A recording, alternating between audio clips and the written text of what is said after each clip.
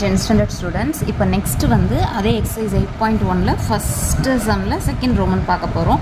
Same method தான் நம்ம largest value smallest value கண்டுபிடிச்சி போட போகிறோம். பட் இதில் என்னென்னா டெசிமல் வந்திருக்கு. ஸோ கொஞ்சம் கவனமாக சப்ராக்ஷனாக இருக்கட்டும் அடிஷனாக இருக்கட்டும் கவனமாக போட போகிறோம். ஃபஸ்ட் நம்ம என்ன பண்ணுவோம், லார்ஜஸ்ட் வேல்யூ கண்டுபிடிக்க போகிறோம். Largest value 61.4 and then smallest value 13.6. ஓகேவா?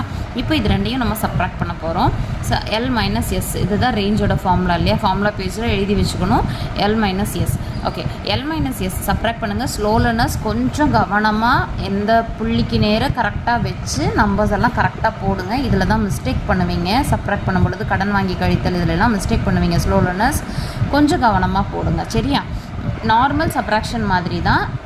இந்த பாயிண்ட்டை வந்து மறந்துடாதீங்க. சரியா? அப்போ சப்ராக்ட் பண்ணோம்னா 47.8 இதுதான் வந்து ரேஞ்சு. அண்ட் தென் இப்போ coefficient of range simple L minus S by L plus S நம்ம போட போகிறோம். அதே வேல்யூஸை வந்துட்டு சப்ஸ்டியூட் பண்ணிக்கோங்க. இங்கே சப்ஸ்டியூட் பண்ணிங்கன்னா உங்களுக்கு கிடைக்கிற ஆன்சர் 47.8 பை 75.0 இருக்கும்.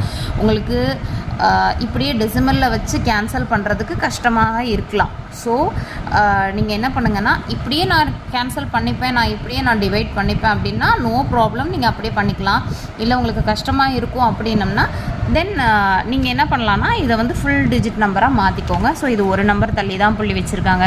சிம்பிள் நம்ம சின்ன கிளாஸ்ல எல்லாம் படித்த மாதிரி ஈக்குவலன்ட் ஃப்ராக்ஷன் மேலே 10/10 நம்ம போட்டுட்டு இதை பண்ணணும்னா 478 பை 715 வந்துடும். இது பொறுமையாக டிவிஷன் பண்ணி பாருங்கள்.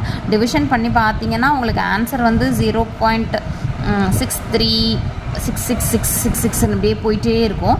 ஸோ அதை நம்ம வந்து ஃபுல் டிஜிட்டாக மாற்றும் 0.637 எழுதி ஆன்சரை முடிக்கிறோம்.